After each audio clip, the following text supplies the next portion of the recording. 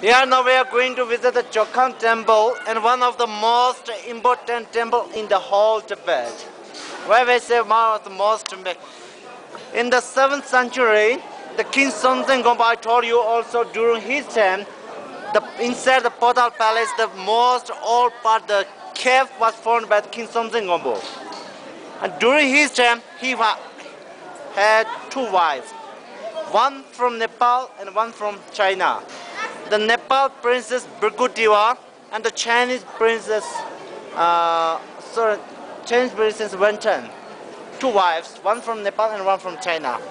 And both of these 2 wives, when they came to Tibet, they brought 2 statues. One is when the Shakyamuni Buddha getting 8 years old, and other one is when the Buddha getting 12 years old.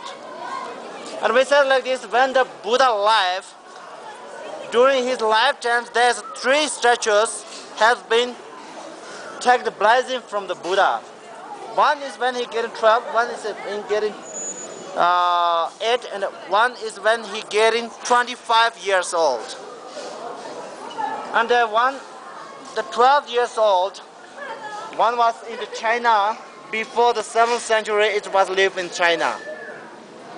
And then 7th century, when the Chinese princess came to Tibet, and she brought it to here in Tibet, and still today we can see it inside this temple. Then other one is 25 years old.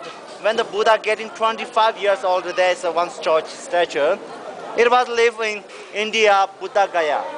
In the Bihar, India, Bihar, Buddha Gaya. So that's why we say it's one of the most important statue. Okay, now I talk about this temple. And this temple before, like all this Tibet map, all the Tibet map looks like a female demon laid down. Female demon laid down. And this place should be her heart area. Heart area. And here, her heart. All the Tibet map looks like a demon laid down. Laid on her back. And then this place should be her heart area. It was a lake here before. Before 7th century here, it was a lake. And then said like this, cover the lake, and they built this temple. Cover the lake like this, and then build this temple here.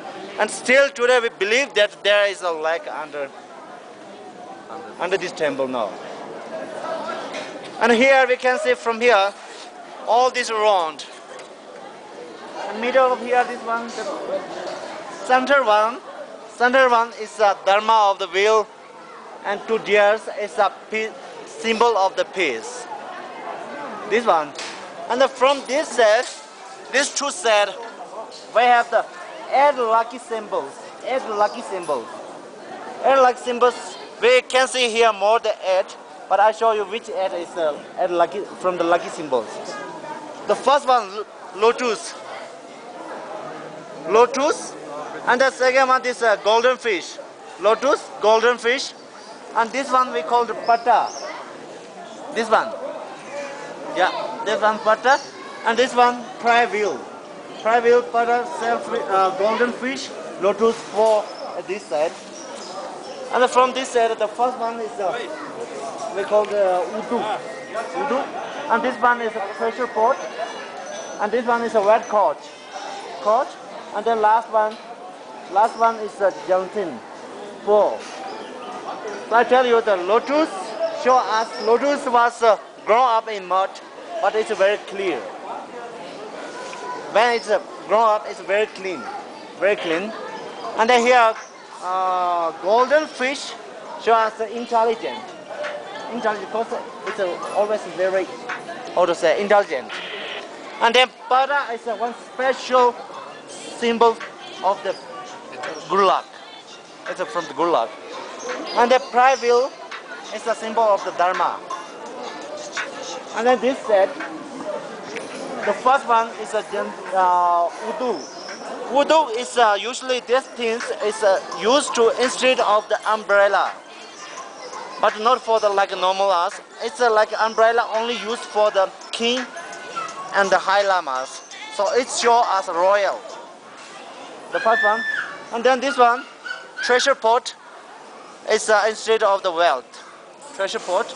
And the conch is a sound of the Dharma.